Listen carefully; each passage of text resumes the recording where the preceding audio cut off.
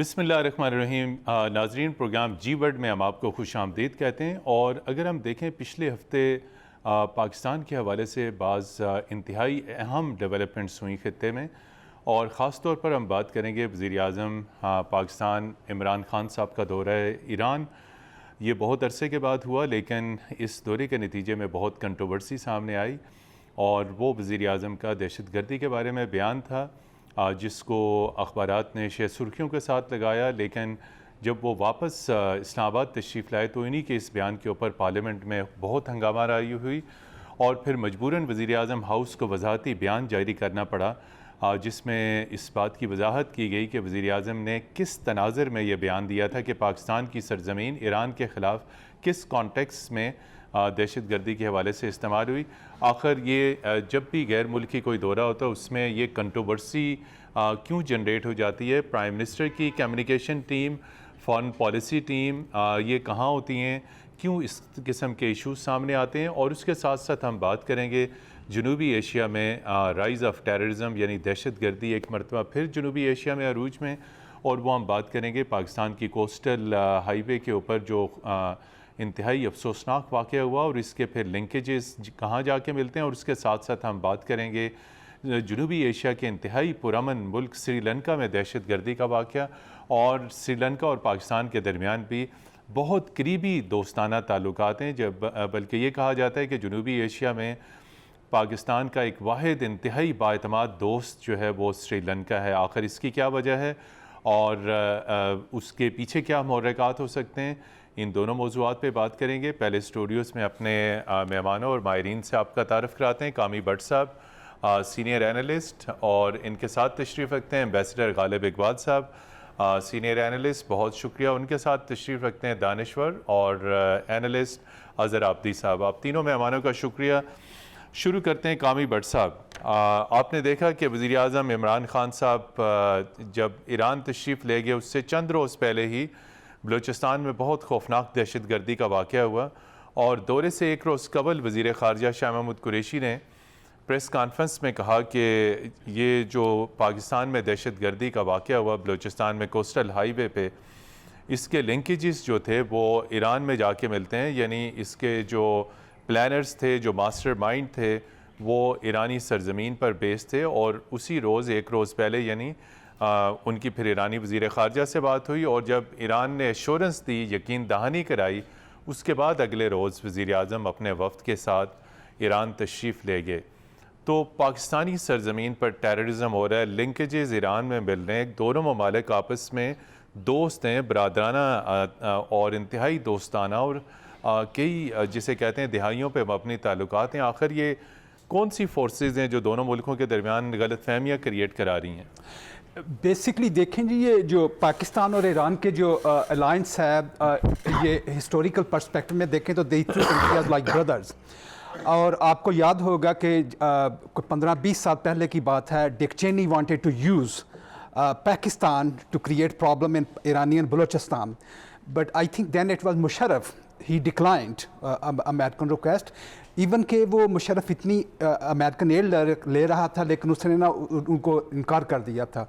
Basically اگر آپ اس کے لنک دیکھیں تو یہ بڑی مشکل ہے نا اس کو جوڑنا، لیکن آپ دیکھتے ہیں کہ آپ وہیں سے رہا ہے نا، کہیں سے، مطلب جو CIA ریلیٹڈ کو انٹرنیشنل فورسز ہیں جو پاکستان اور ایران کو کے ریلیشن شپ کو امپروو ہوتے نہیں دیکھ سکتی، اور وہ کچھ نہ کچھ پرابلم کریٹ کر رہے ہیں، اور وہ یہ بھی دیکھیں گے کہ وہ کس طرح انڈیا کو یوز کریں۔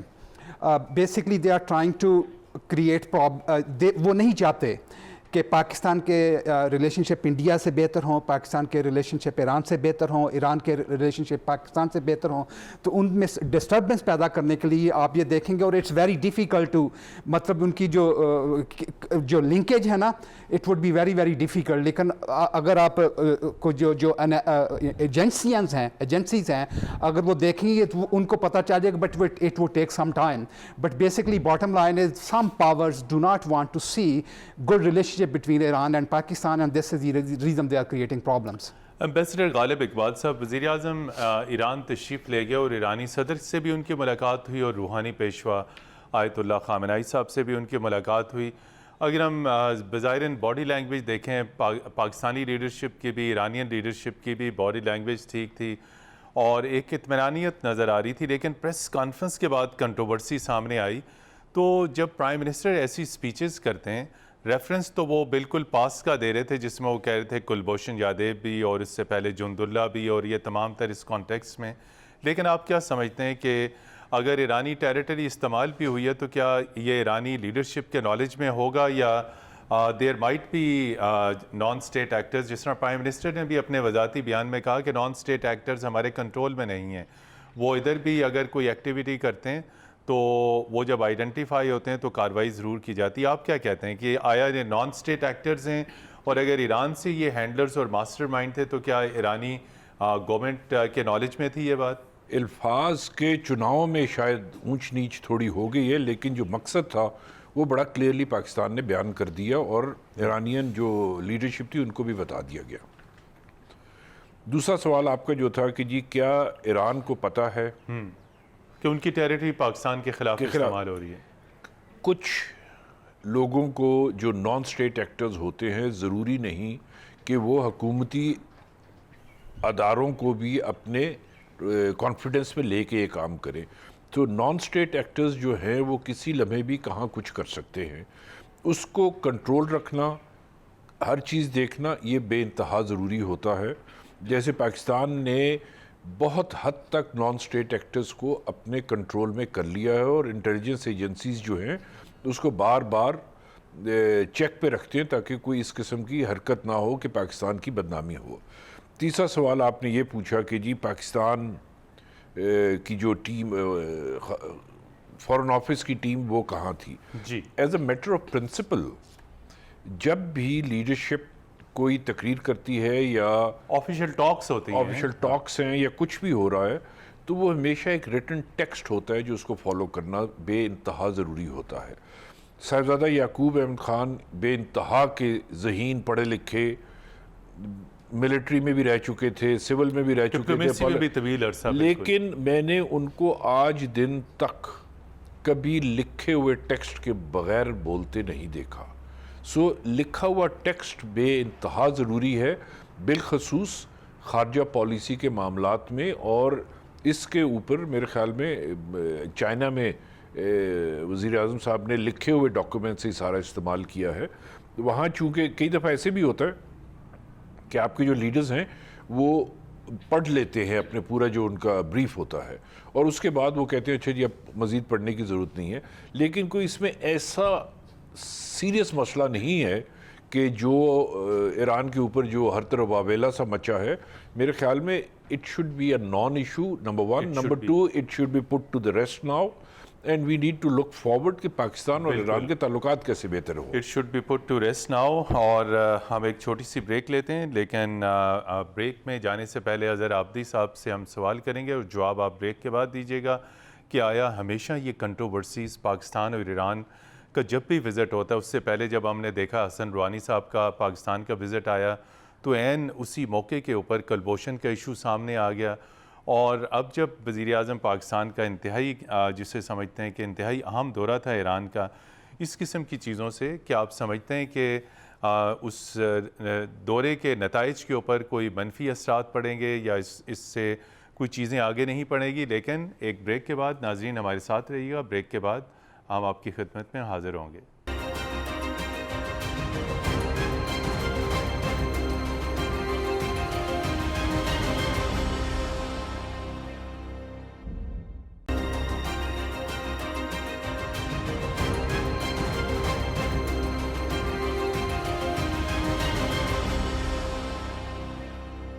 جی ناظرین، پروگرام جی ورڈ میں ایک مرتبہ پھر خوش آمدید. اور جس طرح کے بریک میں جانے سے پہلے ہم اپنے مہمان اور تجزیہ کار اظہر عابدی صاحب سے میں نے یہ سوال کیا کہ آخر کیا وجہ ہے کہ جب بھی پاکستان اور ایران میں ہائی لیول پولیٹیکل وزٹ ہوتا ہے کوئی نہ کوئی ایسا ایشو سامنے آ جاتا ہے، کوئی الفاظ ایسے آ جاتے ہیں، کوئی ایسی چیزیں آ جاتی ہیں جس کے بعد جو ہے ہم اس دورے کے حوالے سے بالکل نیگیٹیوٹی دیکھتے ہیں.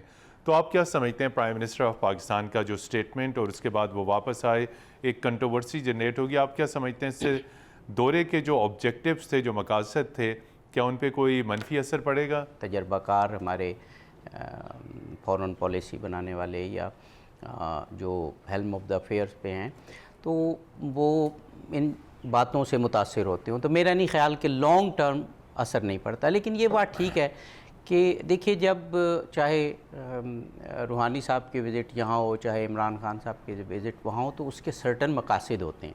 ایسے تو نہیں ہوتا کہ بغیر کسی پلان اور آبجیکٹیوز کے اٹھ کے صدر جو ہیں یا وزیر اعظم چلے جائیں. تو احتیاط کرنی چاہیے. میرا ذاتی خیال تو یہ ہے کہ اگر تو اس کے پیچھے کوئی بہت بڑی کوئی پلان نہیں تھا یا کوئی اس طرح کا سچویشن نہیں تھی کہ کچھ گین کرنا ہو وہاں، تو پھر یہ شاہ محمود قریشی صاحب کو بیان نہیں دینا چاہیے تھا. اور جیسے انہوں نے بعد میں بیان دینے کے بعد بھی تو انہوں نے ٹیلی فون پر بات کی، وہ بات کرتے اور پھر جب پرائم منسٹر اور ایران کے پریزیڈنٹ ملتے تو اس کو وہاں پہ ریزالو کر لیتے، اور جیسے کہ کیا بھی ہے بعد میں. تو میرے خیال احتیاط کرنی چاہیے. یہ میرا نہیں خیال کسی طرح بھی دانش مندی ہے کہ جب اتنی ویل پلانڈ وزٹس ہوں تو پھر ان کو خراب کرنے کے لیے نہیں، خراب ہونے کا خدشہ ہوتا ہے. جی تو اس طرح کی بات کر دیجیے. یہ نہیں ایک بات. دوسری بات جو میں اگر آپ اجازت دیں تو یہ کنٹروورسی کی بات ہے. مجھے نہیں سمجھ آ رہی کہ یہ کنٹروورسی کیوں بنائے گی. کیا اس بات پر اعتراض ہے کہ نان اسٹیٹ ایکٹرز کی بات کی گئی؟ وہ تو پھر سب نے کی ہے. نواز شریف صاحب نے بھی کی تھی، پرویز مشرف صاحب نے بھی کی تھی. یا اس بات پہ اعتراض ہے کہ وہاں کیوں کی گئی؟ تو اس کا مطلب ہے وہاں نہ کریں یہاں کے کریں. وہ دنیا تو گلوبل ہو گئی ہے بھائی. گلوبل ہو گئی ہے بالکل. ہمارے ساتھ ٹیلی فون لائن پہ اظہر عابدی صاحب، علامہ امین شہیدی صاحب ٹیلی فون لائن پہ موجود ہیں. علامہ امین شہیدی صاحب، اپنے پروگرام میں ہم آپ کو خوش آمدید کہتے ہیں. سلام اور آداب کے بعد آپ سے سوال یہ ہے کہ یہ کنٹروورسی جب بھی ایران پاکستان کے درمیان ہائی لیول پولیٹیکل وزٹ آتا ہے، کوئی نہ کوئی چیز آڑے آ جاتی ہے. وزٹ سے پہلے وزیر خارجہ شاہ محمود قریشی کا جسے کہتے ہیں سٹیٹمنٹ کہ بلوچستان میں ٹیررزم کا جو واقعہ ہوا اس کے تمام لنکیجز اور اس کے تمام ماسٹر مائنڈ وہ ایرانی ٹیریٹری کے ساتھ ان کے لنکیجز ملتے ہیں، اور ایران سے کہا گیا کہ اس حوالے سے پاکستان کے ساتھ تعاون کرے.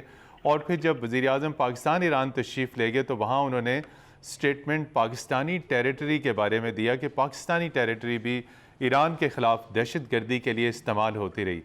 آپ کیسے دیکھتے ہیں کہ دورے سے پہلے کیا ضرورت تھی یہ بیان دینے کی، اور دورے کے دوران بھی جو سٹیٹمنٹس آئے ان سے ایک کنٹروورسی تنازع جو ہے وہ سامنے آیا؟ آخر یہ کیا ہو رہا ہے؟ آپ کیسے دیکھتے ہیں اسے؟ بسم اللہ الرحمن الرحیم. میں شکر گزار ہوں آپ کا کہ آپ نے بڑے اہم موضوع پہ آج یہ پروگرام آپ کر رہے ہیں. دیکھیے، ہمارا مسئلہ یہ ہے کہ ہمارے ملک کے اندر خارجہ پالیسی کے حوالے سے یکسوئی نہیں ہے، انتشار فکر بہت زیادہ ہے. دوسری بات یہ ہے کہ یہاں پر مختلف لابیز ہیں اور ہر لابی کا اپنا ایک قبلہ ہے. پاکستان اس لیے اب تک سیاسی حوالے سے تنہائیوں کا شکار رہا ہے اور دنیا ہماری بات کم سنتی ہے اور انڈیا کی بات زیادہ سنتی ہے. ایران کا مسئلہ بالکل اور طرح کا مسئلہ ہے، چونکہ ایران عالمی جو قوتیں ہیں ان سے ٹکرانے والی پالیسی رکھتا ہے. پوری انقلاب کی زندگی اسی چیز سے عبارت ہے. اس لیے ان سے عالمی طاقتوں کی دشمنی یا مخالفت یا پابندیاں وہ اپنی جگہ اس پس منظر کا ایک حصہ ہے. لیکن پاکستان کو بہرحال ہمارے بہت سارے مشترکہ دشمن ایران کے خلاف بھی اور دیگر مسائل میں بھی استعمال کرتے رہے، جس کی کسی دلیل کی ضرورت نہیں ہے. گزشتہ ہماری 40 سالہ تاریخ اس بات پر گواہ ہے.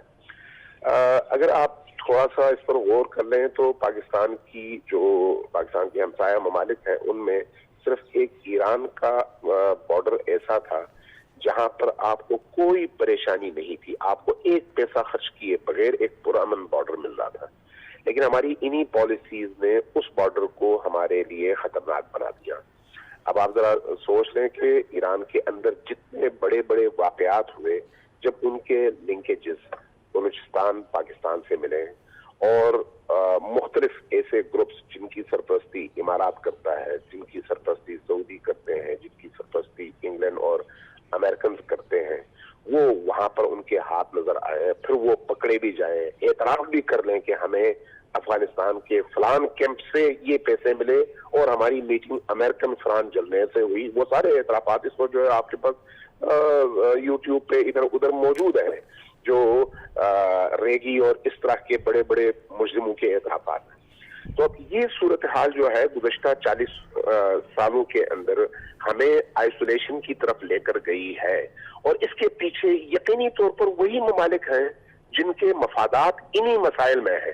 ابھی آپ حال ہی میں یہ جو پلوامہ کا واقعہ ہوا اور ایران میں جو بازاران کا واقعہ ہوا، اب آپ اگر دیکھیں یعنی ایک پاکستانی کی حیثیت سے دیکھیں تو بن سلمان کے پاکستان آنے کا جو مقصد تھا وہ ہماری ریاست اور حکومت کی نگاہ میں وہ امداد ہے جو اس نے پاکستان کو دینی تھی، لیکن اب آپ دیکھیں کہ اس موقع پر اس طرح کے دو واقعات ان دو ممالک میں کر کے ہم کیا پیغام دیا گیا اور پاکستان کو کس مشکل میں ڈالا گیا۔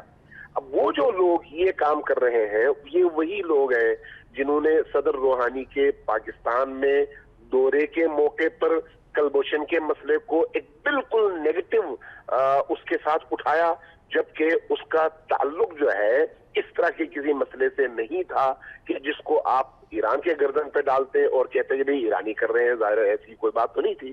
موجود تھے علامہ امین شہیدی صاحب اور اپنی ماہرانہ رائے سے ہمارے ناظرین کو مستفید کر رہے تھے۔ یہاں پر ہم لیتے ہیں ایک چھوٹی سی بریک کے بعد آپ کی خدمت میں پھر حاضر ہوں گے، ہمارے ساتھ رہیے گا۔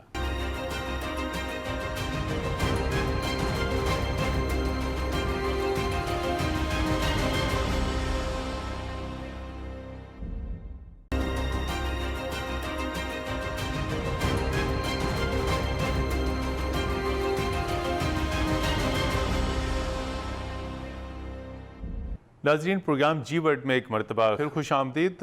جس طرح کہ اس سے پہلے ہم نے بات کی کہ اس وقت پورے جنوبی ایشیا میں جو ہے وہ ایک دہشت گردی کی ایک نئی لہر آئی ہوئی ہے۔ ایران میں ٹیررزم کے واقعات ہوئے، پاکستان میں آپ نے دیکھا بلوچستان میں بہت خوفناک دہشت گردی کا واقعہ ہوا، اور پھر اس کے قریب ہی سری لنکا میں ایسٹر کے موقع پہ دہشت گردی کے خوفناک ترین جو ہیں وہ واقعات ہوئے، اور 8 واقعات میں کم و بیش 350 سے زائد افراد جو ہیں وہ جہاں بھاگ ہوئے۔ اس پر ہم بات کرتے ہیں اپنے ماہرین سے کہ آخر کیا وجہ ہے کہ جنوبی ایشیا میں ایک مرتبہ پھر دہشت گردی اپنے عروج پہ ہے، اور سری لنکا کے واقعے پہ داعش نے ذمہ داری قبول کی ہے۔ اب آیا یہ دیکھنا ہے کہ داعش افغانستان سے جنوبی ایشیا میں کہاں اپنے جو ہے وہ پنجے گاڑے گی۔ ایمبیسڈر غالب اقبال صاحب، باقاعدہ بیان آ چکا ہے اب داعش نے ذمہ داری قبول کر لیا کولمبو بم بلاسٹ کی، تو آپ کیا سمجھتے ہیں کہ داعش کا سری لنکا میں کیا انٹرسٹ ہو سکتا ہے؟ مجھے نہیں لگتا کہ یہ جو ایک دم سے آپ کو چیز نظر آ رہی ہے اسی کے حساب سے ساری چیز چل رہی ہوگی۔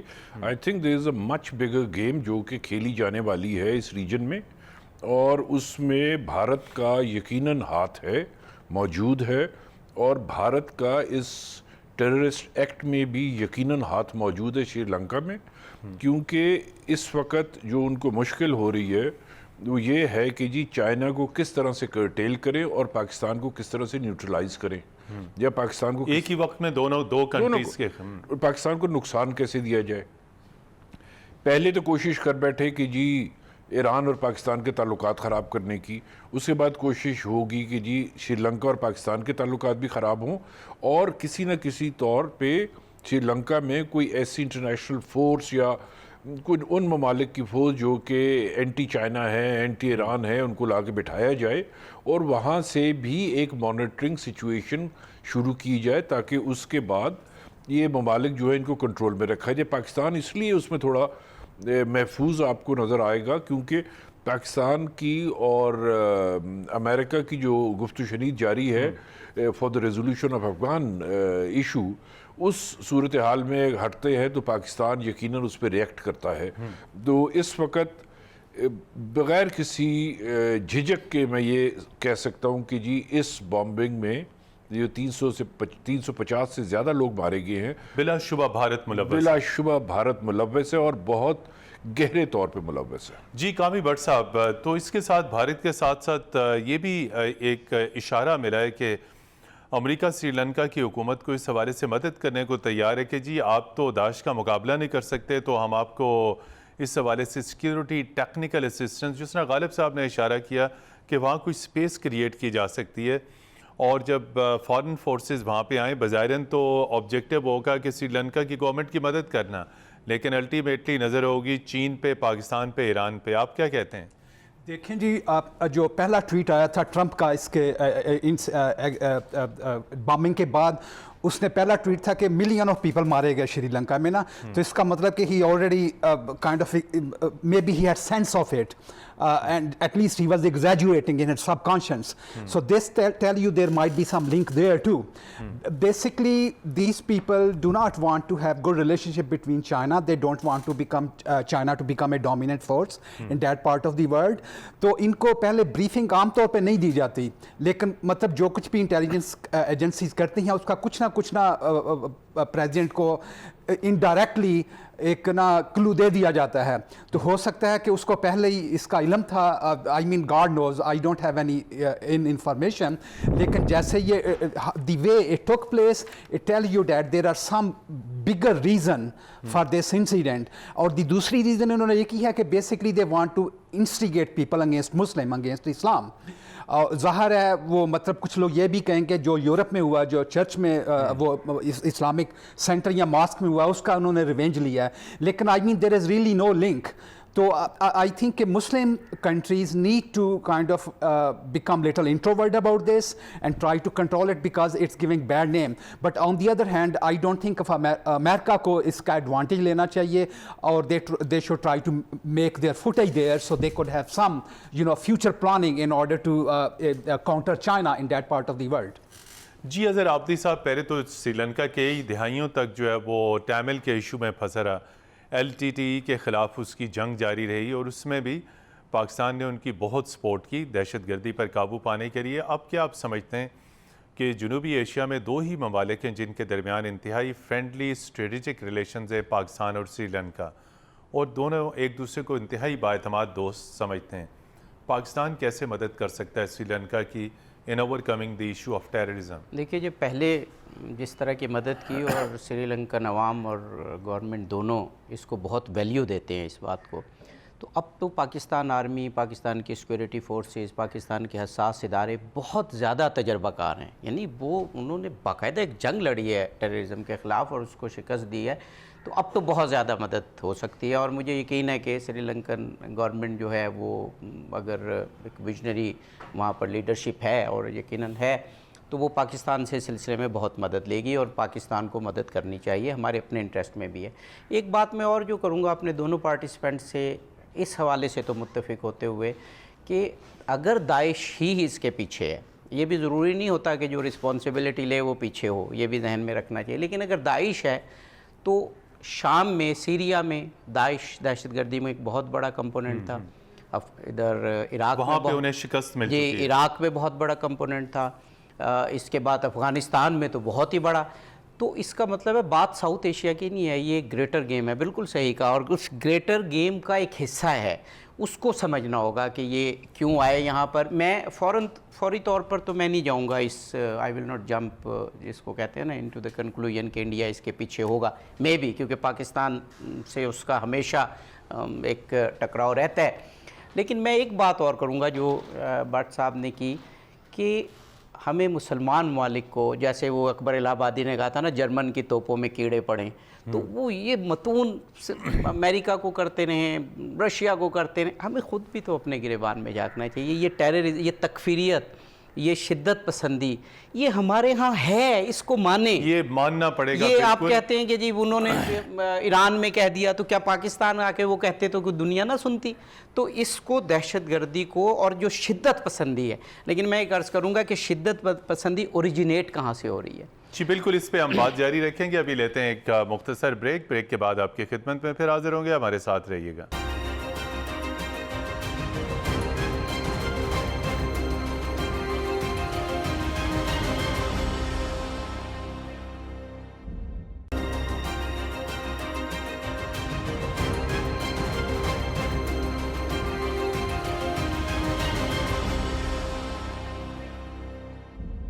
नाज़रीन, प्रोग्राम जी वर्ल्ड में एक मरतबा फिर खुश आमदीद। और हम बात कर रहे थे अज़हर आबदी साहब से। अज़हर आबदी साहब, ये बिल्कुल हकीकत है और जो हमें माननी चाहिए कि इस्लामी दुनिया में इस वक्त शिद्दत पसंदी जो है वो एक फैक्ट है। जी बिल्कुल, आप इसके ऊपर बात कर रहे थे कि आखिर इसका ओरिजिन कहाँ है? जी, उम्मत मुस्लिमा को ये सोचना होगा اور داعش ہو یا اس سے پہلے القاعدہ ہو اور جیش عدل ہو اور پتہ نہیں نہ جانے کیا کیا گروپس ہیں، یہ سب ہیں تو ہماری ممالک کے نا، یا عرب ممالک میں ہیں یا کنٹریز میں ہیں یا پاکستان میں ہیں یا ایون انڈیا میں بھی ہیں.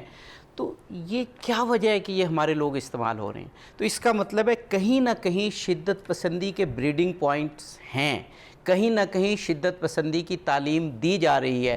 آپ 2-4 شدت پسندوں کو مار کے شدت پسندی کو ختم نہیں کر سکتے.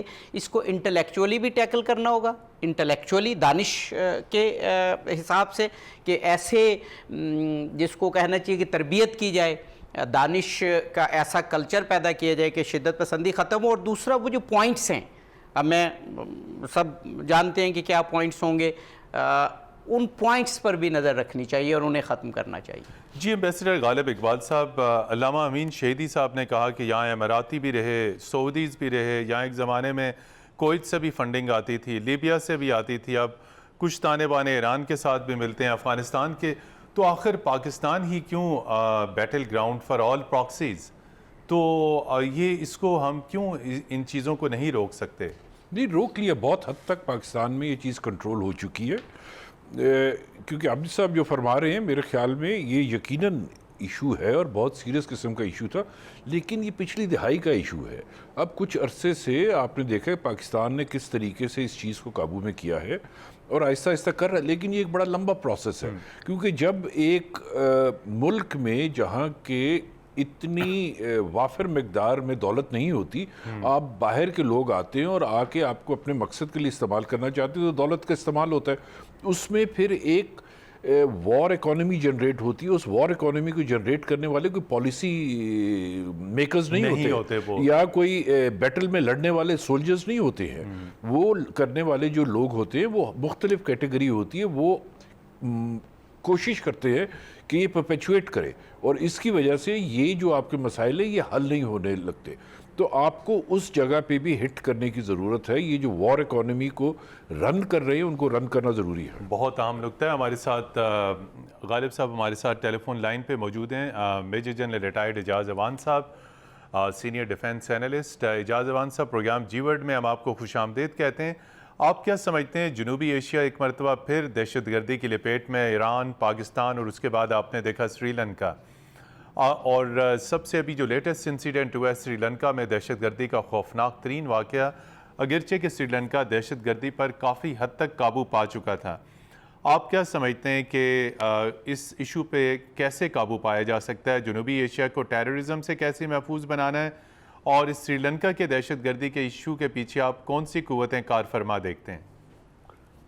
جی تھینک یو. دیکھیے، جنوبی ایشیا کا جہاں تک تعلق ہے، یہاں کچھ ایشوز ایسے ہیں اور کچھ بریڈنگ گراؤنڈز ایسے ہیں جہاں سے دہشت گردی، کچھ تو اسے ٹرم کرتے ہیں دہشت گردی، کیونکہ دہشت گردی کہہ دینا بڑا آسان ہے. اب افغانستان میں اگر آپ حالات کو دیکھیں تو جو افغان فائٹ کر رہے ہیں، اگر آپ ان سے بات کریں تو وہ اس کو فریڈم فائٹ کہتے ہیں. وہ اپنے ملک کو آکیوپیشن فورسز سے لبریٹ کرانا چاہتے ہیں. ایک زمانے میں وہ یو ایس ایس آر کے خلاف لڑ رہے تھے اور پوری عرب ورلڈ اور امریکہ اور ویسٹ ان کی سپورٹ کر رہا تھا، اور وہ یو ایس ایس آر کو اپنے ملک سے نکالنا چاہتے تھے. اس وقت بھی یہ لبریشن فائٹ تھی. آج وہ امریکہ جو ان کے ملک میں آ کر بیٹھ کے آئے، اور 17 سال سے وہاں پہ لاکھوں لوگ موت کی گھاٹ اتارے جا چکے ہیں، عورتیں، بچے، انوسنٹ افغانستان. اب وہ لڑ رہے ہیں کہ امریکہ یہاں سے نکلے. تو اگر امریکہ کا وہاں پہ کوئی لیجیٹیمیسی اس طریقے سے نہیں ہے، وہ کہتے ہیں ہم ایک 9/11 کے ریئیکشن کے طور پہ یہاں آئے، لیکن 9/11 کے پرپیٹریٹرز جن پہ الزام لگایا جاتا ہے، اسامہ بن لادن مارے جا چکے ہیں، خالد شیخ محمد ان کی کسٹڈی میں ہے، ملا عمر خود مر چکے ہیں، اپنی طبعی موت مر گئے ہیں، کچھ اور بہت سارے لوگ جو ہیں وہ مارے جا چکے ہیں، باقیوں کے ساتھ وہ ڈائیلاگ کر رہے ہیں. تو اس کو یہ کہہ دینا. اسی طرح اگر آپ کشمیر میں چلے جائیں تو کشمیر کے لوگ جس اپنے حق کے لیے جنگ کر رہے ہیں، ہندوستان اس کو دہشت گردی کہتا ہے، جبکہ کشمیر کے لوگ کہتے ہیں کہ ہم اپنے حق کی جنگ کر رہے ہیں. تو یہ کہہ دینا کہ جنوبی ایشیا میں ٹیررزم ہو رہی ہے، یہ ایک لیبل ہے جو لگایا جا سکتا ہے، لیکن اس کے کازز کو دیکھنا پڑے گا کہ وہ کیوں ہو رہی ہیں. इसी तरह ईरान के कुछ गिला है हमसे और हमारा गिला है ईरान से कि दोनों तरफ बॉर्डर पे कुछ एरियाज ऐसे हैं जिन पे मुकम्मल कंट्रोल ईरान का नहीं है, सिस्तान के प्रोविंस और उस एरिया में। और उधर इस वक्त भी कल मेरे साथ एक प्रोग्राम में बलूचिस्तान के एक रहनुमा थे, उन्होंने कहा जी मेरी कॉन्स्टिट्यूएंसी से 10 से 12 हजार लोग ईरान जा चुके हैं और वो वहां अपने ब्रेड विन करने के लिए, ब्रेड एंड बटर अर्न करने के लिए गए हुए हैं, बगैर वीजाज और पासपोर्ट के जाते हैं लोग। इसी तरह वहां से कुछ लोग हमारे बॉर्डर के एरिया में आ जाते हैं, जिसमें हमने उनको गिरफ्तार किया, उनके जो ईरानियन किडनैप हुए हुए थे उनको आजाद करा के ईरान के हवाले किया, मुकाबले में वो लोग मारे गए दहशतगर्द। तो ये प्रॉब्लम एग्जिस्ट करता है ईरान और पाकिस्तान के दरमियान, जिसका हल ये है कि दोनों ममालिक बैठे, इंटेलिजेंस शेयरिंग करें, आपस में उसका एक मैकेनिज्म बनाएं, बॉर्डर सिक्योरिटी का अरेंजमेंट करें। और ये जो मेरे दूसरे साथी अभी बात कर रहे थे, बिल्कुल दुरुस्त है कि इस इलाके में गुर्बत है, बेरोजगारी है, और जो लोग इन प्रॉक्सीज को यूज करना चाहते हैं वो अपना पैसा लगाते हैं और एक वॉर इकॉनमी बन रही है। बहुत शुक्रिया जनरल एजाज अवान साहब हमारे साथ मौजूद थे। प्रोग्राम में वक्त कम है, हम अपने तीनों मेहमानों से कामी भट्ट साहब क्विकली आप क्या कहेंगे? फॉरएवर हमेशा पाकिस्तान और ईरान ने एक दूसरे के साथ रहना है, एक जुमले में आप क्या कहेंगे कि पाकिस्तान ईरान की दोस्ती को कैसे मजबूत बनाया जा सकता है, टेररिज्म पे कैसे काबू पाया जा सकता है? देखें जी, ये सब कुछ जो बेसिक वेरिएबल है इसमें वो इकॉनमी है। अगर पाकिस्तान की इकॉनमी स्ट्रांग होगी तो ईरान पाकिस्तान को प्रेफरेंस देगा इंडिया पे। लेकिन इस वक्त सूरत हाल आपको पता है कि हम तो एक फुल टाइम जॉब बन गया कि हम अपना जो फॉरेन डेट है उसका इंटरेस्ट कैसे पे करें, वो भी बहुत मुश्किल है पे करना। एम्बेसडर गालिब साहब, और उसकी वजह से ईरान इंडिया के साथ अटैच हो रहा है, और ये जो क्योंकि वो बड़ी इकॉनमी है और उसी की वजह से मेरे ख्याल में इंडिया जो है वो इस लाइन पे भी काम कर रहा है, किसी तरीके से इन दोनों के रिलेशनशिप खराब करें। गालिब साहब, हालात को मद्देनजर रखते हुए अपने मफाद में बेहतरीन फैसले करना शुरू कर दें। जी अजहर आबदी मैं साहब, बड़े एहतराम के साथ इख्तलाफ इस बात से करूँगा कि वॉर इकॉनमी है। उसामा बिन लादेन गरीब आदमी नहीं था, अयमन ज़वाहिरी गरीब आदमी नहीं था, अबू बकर बगदादी गरीब आदमी नहीं था, श्रीलंका में जिन्होंने धमाके किए ये गरीब आदमी नहीं थे। मसला इंटेलेक्ट लेवल का भी वो भी है, मैं ये नहीं कहता वो नहीं है गुर्बत के, लेकिन मसला इंटेलेक्ट लेवल का है। शुक्रिया अपने स्टूडियो में मौजूद माहिरीन और मेहमानों का।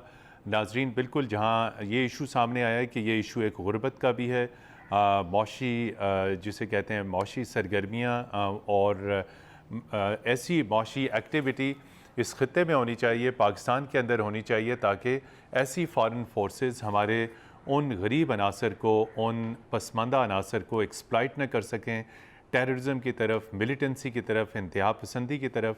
ये एक हकीकत है और इस हकीकत को हमेशा ये कहते हैं कि टेररिज्म की रूट कॉज के ऊपर हमें तवज्जो देनी होगी, और वो हम हमेशा से बात करते आ रहे हैं। लेकिन अब वक्त आ चुका है कि टेररिज्म की रूट कॉज पे हम संजीदगी से बात करें और अपने मुल्क के अंदर हम नेशनल एक्शन प्लान के ऊपर अमल दरामद को यकीनी बनाएं। अपने मेहमानों के साथ अगले हफ्ते तक के लिए हम आपसे इजाज़त चाहते हैं। खुदा हाफिज़।